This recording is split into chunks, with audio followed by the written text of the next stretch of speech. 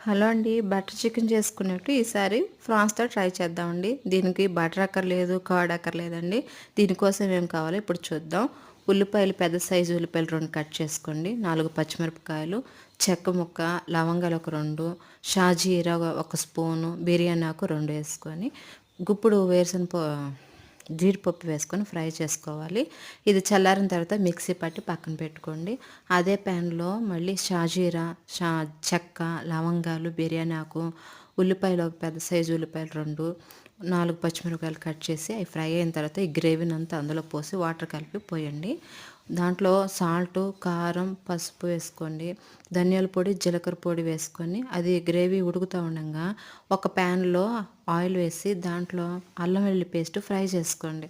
Fry అయిన తర్వాత ముందుగానే ఈ రొయ్యలని ఉప్పు, పసుపు వేసి ఉడకపెట్టుకున్నానండి. ఉడికిపోయి ఆ రొయ్యలని ఈ అల్లం వెల్లుల్లి పేస్ట్లో వేసి అల్లం వెల్లుల్లిపాయ పేస్ట్లో వేయించిన తర్వాత దాంట్లో సాల్టు, మళ్ళీ కొంచెం కారం 2 స్పూన్లు వేసుకోండి. ధనియాల పొడి, జీలకర్ర పొడి వేసుకొని కొంచెం కసూరి మేతి ఇవన్నీ ఫ్రై చేసుకొని ఆ గ్రేవీని ఈ చికెన్ ఫ్రాన్స్ ఫ్రైలోకి పోసుకోండి.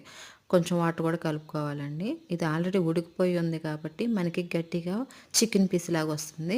ఈ గ్రేవీ అంతా దగ్గరికి వచ్చే వరకు ఉడకనిచ్చి ఆయిల్ పైకి వచ్చిన తర్వాత దాంట్లో కొంచెం కొత్తిమీర, కసూరి మేతి వేసుకుంటే చాలా బాగుంటుంది.